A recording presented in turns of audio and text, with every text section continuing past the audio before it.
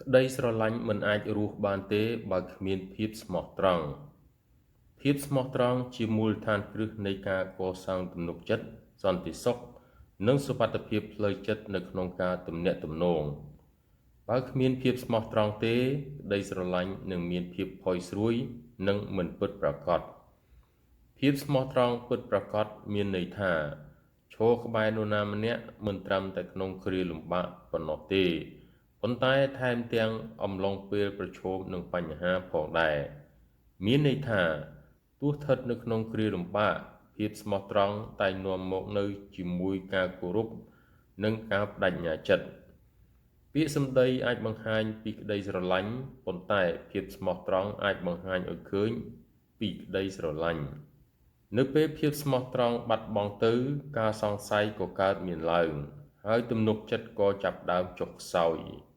បើគ្មានទំនុកចិត្តទេក្តីស្រឡាញ់ក៏នឹងរសាត់បាត់ទៅបន្តិចម្ដងផងដែរទំនាក់ទំនងរឹងមាំត្រូវបង្កើតឡើងដោយផ្អែកលើភាពស៊ីសង្វាក់គ្នាជាមួយនឹងភាពស្មោះត្រង់ចូលចាំថាក្តីស្រឡាញ់មិនត្រឹមតែនិយាយអំពីអារម្មណ៍ប៉ុណ្ណោះទេ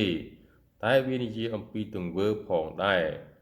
ទីណាដែលមានភាពស្មោះត្រង់ក្តីស្រឡាញ់នឹងកាន់តែរឹងមាំនិងកាន់តែជ្រាលជ្រៅទីណាដែលគ្មានភាពស្មោះត្រង់ក្តីស្រឡាញ់នឹងមិនអាចកើតឡើងពិតប្រាកដបានឡើយ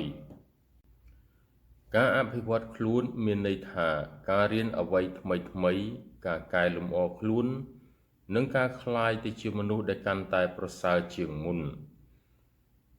មនុស្សគ្រប់គ្នាអាចរីកចម្រើននិងក្លាយជាមនុស្សកាន់តែប្រសើរប្រសិនបើគេព្យាយាមនិងប្រឹងប្រែងធ្វើការអភិវឌ្ឍខ្លួនមានសារៈសំខាន់ខ្លាំងណាស់សម្រាប់មនុស្សគ្រប់រូបវាជួយយើងទាំងនៅក្នុងសាលាការងារនិងជីវិតប្រចាំថ្ងៃឧទាហរណ៍យើងអាចរៀនជំនាញថ្មីអានសៀវភៅថ្មីសាកល្បងចំណង់ចំណូលចិត្តថ្មីឬអនុវត្តការលេងកីឡាថ្មីយើងក៏អាចកែលម្អទម្លាប់ចាស់ផ្លាស់ប្ដូរយកទម្លាប់ថ្មីរបស់យើងផងដែរដូចជាការរៀបចំខ្លួនឲ្យបានល្អទាំងរាងកាយនិងអត្តចរិតរបស់យើងមានចិត្តល្អមានវិន័យមានភាពស្មោះត្រង់និងមានការទទួលខុសត្រូវជាដើមជំហានតូចៗទាំងនេះជួយឲ្យយើងកាន់តែរឹងមាំនិងមានទំនុកចិត្តច្រើនជាងមុនពេលខ្លះការអភិវឌ្ឍខ្លួនមិនងាយស្រួលពេកនោះទេយើងអាចមានបញ្ហាប្រឈមនិងមានកំហុសច្រើន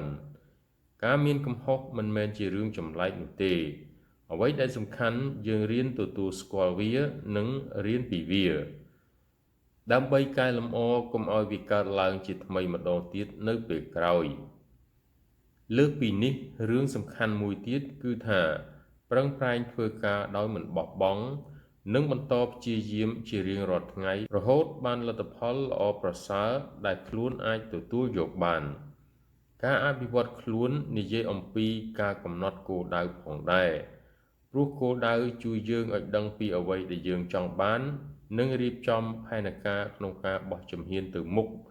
ដើម្បីសម្រេចបាននូវគោលដៅរបស់យើងគោលដៅតូចៗប្រចាំថ្ងៃគឺមានប្រយោជន៍ខ្លាំងណាស់ព្រោះវាជួយយើងក្នុងការកែលម្អខ្លួនយើងឲ្យបានប្រសើរជារៀងរាល់ថ្ងៃ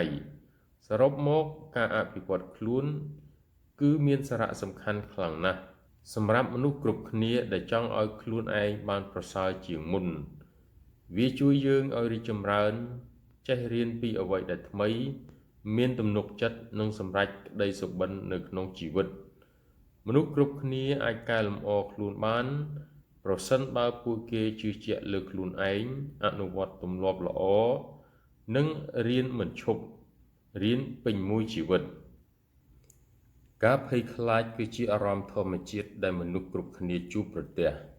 វាគឺជាអារម្មណ៍មួយដែលព្រមានយើងអំពីគ្រោះថ្នាក់ប៉ុន្តែពេលខ្លះវាកើតឡើងសូម្បីតែគ្មានការគំរាមកំហែងពិតប្រាកដក៏ដោយការភ័យខ្លាចអាចការពារយើងពីគ្រោះថ្នាក់បានប៉ុន្តែបើមានការភ័យខ្លាចច្រើនពេកវាអាចរារាំងយើងអំពីការរីកចម្រើននិងឆ្ពោះទៅមុខ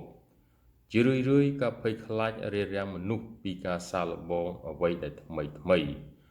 វាបង្កើតឲ្យមានការសង្ស័យនិងធ្វើឲ្យបញ្ហាប្រឈមហាក់ដូចជាធំជាងការពិត ដោយសារតែការភ័យខ្លាចមនុស្សគេចវេះពីឱកាសហើយនៅសង្ងំតែក្នុងទីសុខស្រួលរបស់ខ្លួនដែលវារារាំងដល់ការរៀនសូត្រអ្វីដែលថ្មីនិងមិនឲ្យមានឱកាសជោគជ័យទៅមុខបានការភ័យខ្លាចកើតឡើងនៅពេលដែលយើងគិតច្រើនពេកឬស្រមៃពីការបរាជ័យច្រើនហួសហេតុទោះយ៉ាងណាភាពក្លាហានកើនឡើងនៅពេលដែលយើងបោះជំហានទៅមុខទោះមានការភ័យខ្លាចខ្លះក៏ដោយការប្រឈមនឹងការភ័យខ្លាចយឺតជួយកាត់បន្ថយអំណាចរបស់វាបានខ្លះដែរជំហានតូចនីមួយៗបង្កើតបាននូវទំនុកចិត្តនិងថាមពលមិនត្រូវអនុញ្ញាតឲ្យការភ័យខ្លាចមកគ្រប់គ្រងលើជីវិតរបស់យើងឡើយការមានអារម្មណ៍ភ័យខ្លាចគ្មានបញ្ហាទេប៉ុន្តែវាជារឿងសំខាន់ដែលមិនត្រូវឲ្យការភ័យខ្លាចនោះមករារាំងដំណើរការទៅមុខរបស់យើងនៅពេលយើងប្រឈមនឹងការភ័យខ្លាចដោយជំនឿចិត្តនិងភាពសកម្មរបស់យើង